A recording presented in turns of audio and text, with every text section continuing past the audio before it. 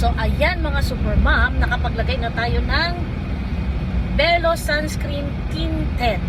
Ayan, 50 SPF. Ito ang ginagamit ko kapag lumalabas ko kasi ano siya, tawag nito, para na siyang may foundation. Kapag tumuyo na siya, para ka nang may loose powder or face powder.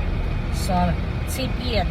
Ingat-ingat na maglagay kasi itong si Belo, masakit kapag tumama sa mata mo. Sobrang haptik. Super haptik talaga. So, ngayon, on the way kami sa anak ko, kay Jason, maghatid kami ng tanghalian. Doon na lang kami magtanghalian kasi wala na akong oras kumain sa bahay. At saka mag-alas 2 na gutom na yun, sigurado galit na naman yun. Pero tumawag naman ako kanina, hindi mo siya galit. Ayan.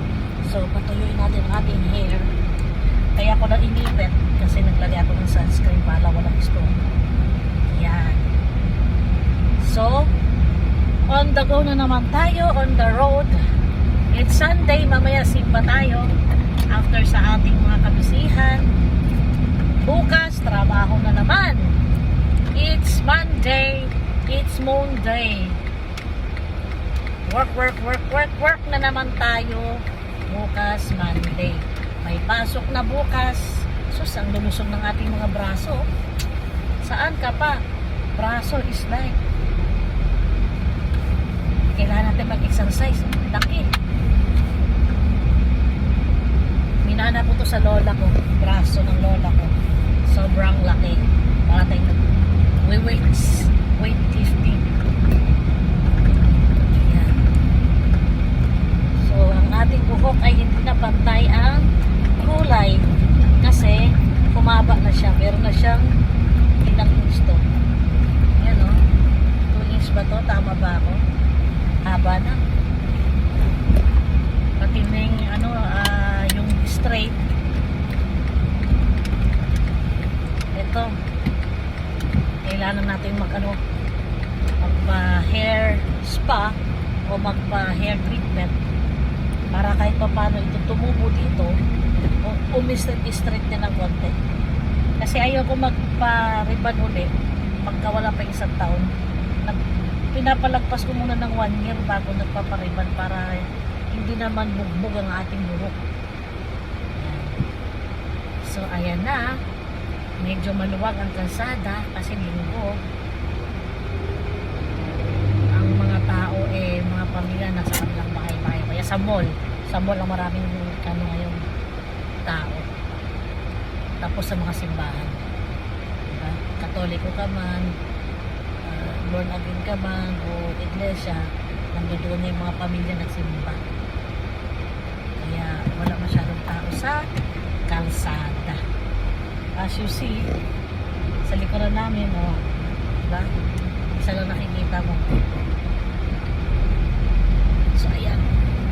Pakita natin. Ayan.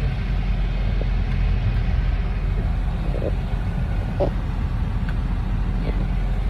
Konting sasakyan. Kailangan kami mabagal kasi itong si Manong vendor. Iniiwasan niya siya. Ganda ng ano niya, pakwan, pulang-pula, siguro ang tamis niyan. Pati yung pineapple niya, pinya, dilaw na dilaw. Ang sarap. Ayan, wala masyadong tao sa kalsada. Wala masyadong sasakyan. Ayan. Kaya mabilis lang ang takbo, wala ring traffic.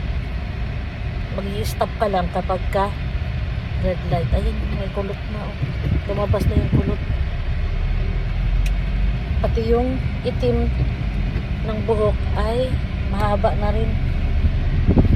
Kaya kailangan na natin hair spa or hair treatment sabay ng kulay. Ang haba na Ayan na siya Mabilis din humaba ang buhok ko kahit pa paano. So, ribbon din to guys, pero hindi tayo pwede magpa-ribbon. Next year lang tayo magpa-ribbon para hindi ma-damage ang ating buhok. Ayan, stop kami, pero tignan nyo. Siguro ang iba ngayon, naglilimas pa, naglilinis pa sa mga bahay-bahay nila, yung mga binaha. Nag-aayos ng mga gamit, mga kung anong pakinabangan ng mga gamit, mga maruming gamit, hinuhugasan nila. Kaya siguro hindi rin siguro ganun kadaming tao sa mall ngayon, kasi iba busy sa pagligpit at paglinis ng kanilang bahay na binaha.